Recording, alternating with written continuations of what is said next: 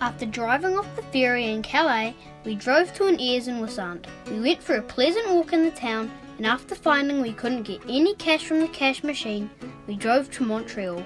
Montreal is a wonderful walled town that a man had recommended to us. We parked outside it and walked on in. Dad found a cash machine and we had our first euros.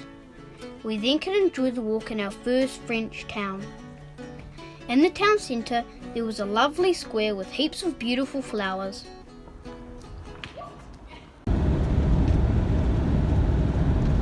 We are in Dieppe. I think that's how you say it. D-I-E-P-P-E. We're going to go for a walk in Dieppe. Aren't we, Daniel? Yeah. After parking on a cliff overlooking Dieppe, we walked down the hill past the chateau and into the town. Apparently, after the disaster of Dunkirk evacuations in 1940, the Allies took 5,000 men and tried to land them in Dieppe in 1942. But like Dunkirk, it was a failure. All of the men were either captured or killed.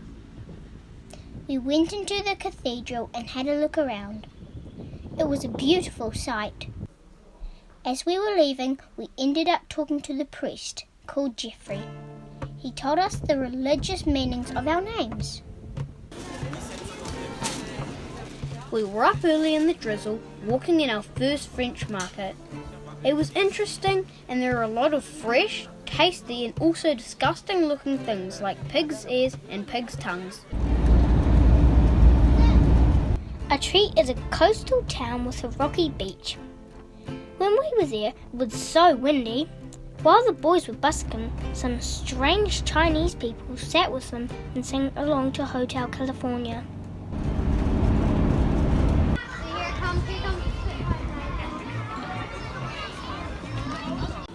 All right, Matthew. Where are you? We're at Honfleur. Honfleur? Yeah. Yep. Okay, in France. Just at the eastern end of the Normandy beaches, aren't we? Yeah. Yeah, it's a pretty cool little town with a square. Yeah. Nice little village square there. Square of water. After visiting the War Museum, we had a walk around the town.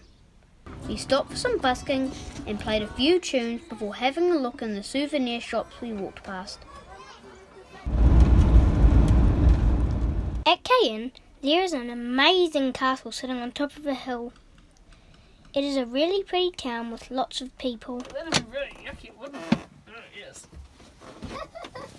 That was video.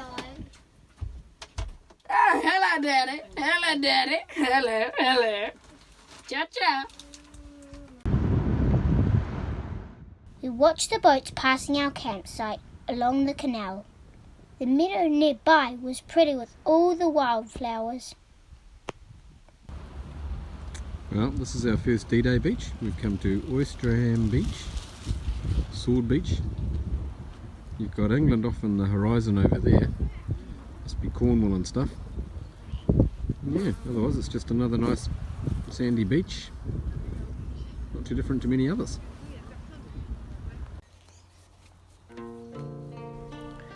In the evening, we decided to visit the Allied graves. There were about 1,100 graves there, and we spent an hour looking at the graves and reading the information about those buried. We drove past some fields of flowers, then through the amazing town with very old houses. There were some pretty narrow streets.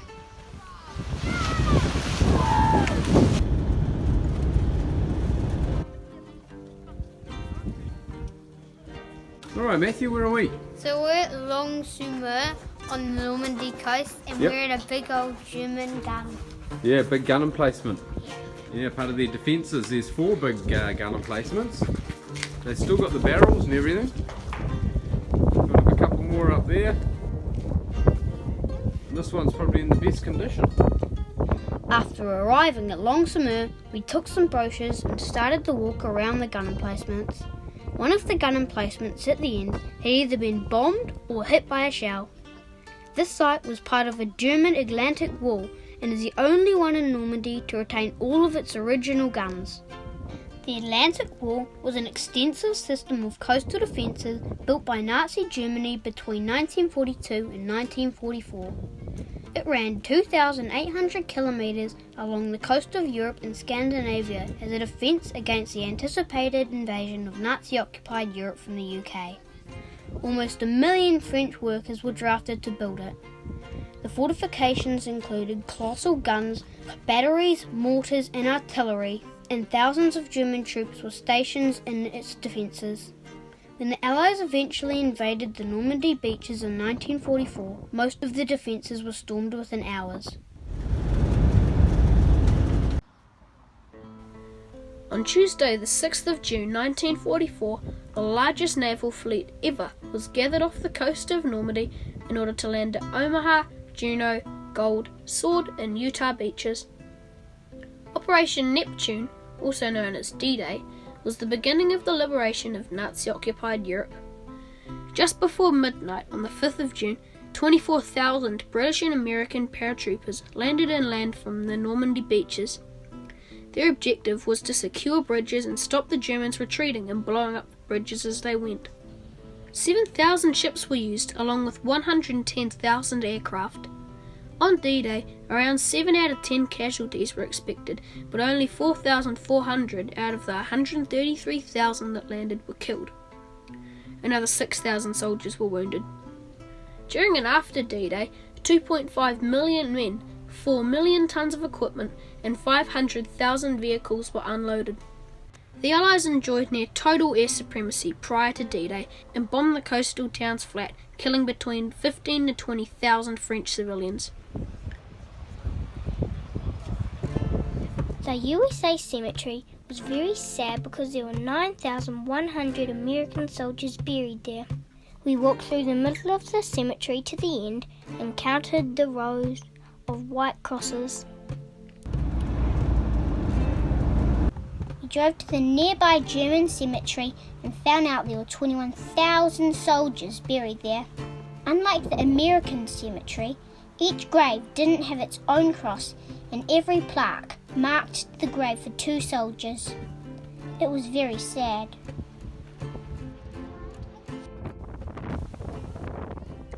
Prior to D-Day, the 2nd and 5th US Ranger Battalions were sent to climb the cliffs of Pointe du Hoc. The point of doing this was to capture the guns aiming at Omaha Beach to reduce casualties on D-Day. Out of the 225 men that attacked, the 2-day-long battle took the lives of about 135 Americans. A few French people were found to have been collaborating with the Germans, spotting and firing on the Americans, and were executed.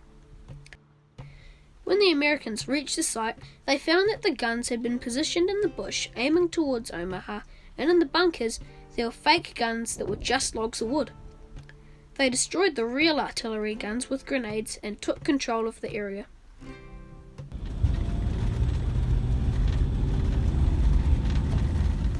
After a busy day of sightseeing, we found a nice spot by the sea.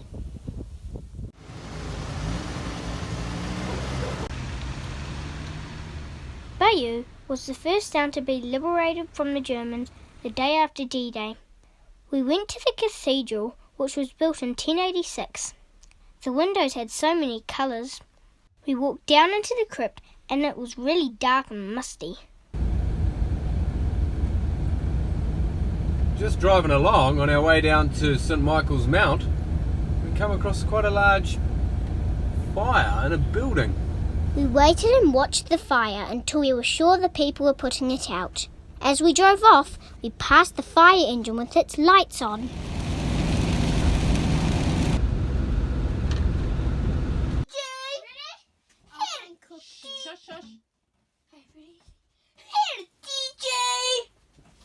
Hey, Mr. DJ, put a record on.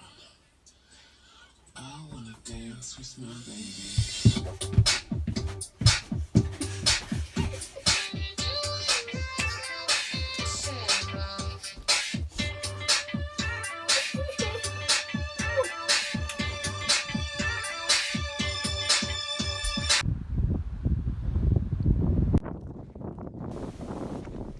Mont Saint Michel is a stunning picturesque island located about 1 kilometre off the coast. You access it via a long causeway.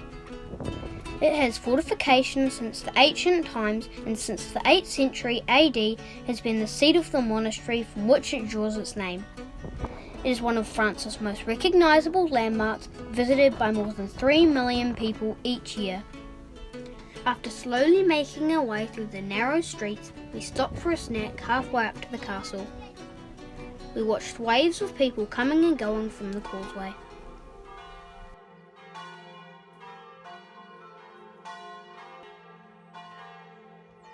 The church bells rang for 15 minutes, and after they had stopped ringing, we went into the church and sat down for a while before walking down to continue the journey.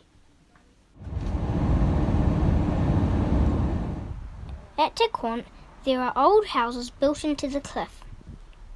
During the time of the pagan and Viking invasions, the troglodytes lived in these houses to hide.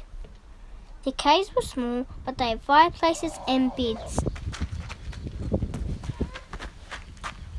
Too much at once. What do we got here? A donkey! There's a And donkey 2 here. horses! Got a donkey down here and 2 horses.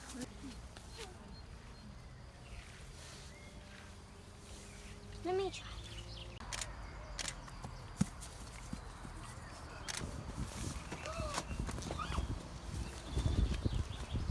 Here's some troglodyte housing. Houses built into the cliffs. Uh-huh. What's this then? Troglodyte dwelling It's a troglodyte dwelling in Tequant. in Tourcoing. Yeah.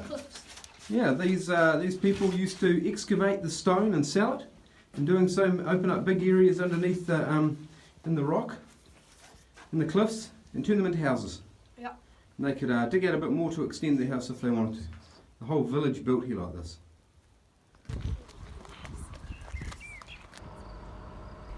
This area of the Loire Valley is filled with caves, and the people who lived in these caves were called troglodytes. People lived in these caves up until the late 1930s. The troglodyte caves were created when the soft tufa limestone was removed to create the white stone buildings of the region. The caves were first used for people to hide in when armies and crusaders were coming through. In these caves, the manufacture of dried apples was established. Large metal presses were used to crush apples and dry them out so they could be preserved. These were sent off on long voyages on ships for food. These days, because of their cold temperature, the caves are used for growing mushrooms, and we saw some of the chimneys that release the gases the mushrooms produce. We had a nice walk through a vineyard and down the hill. And through reading the signs, we learned that the waterway running near the town was used for transport and shipping.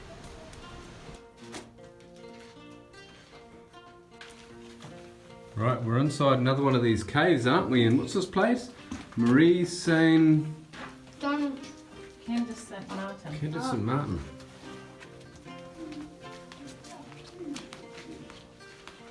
Candace St. Martin. Underground caves. Troglodyte caves. Very cool.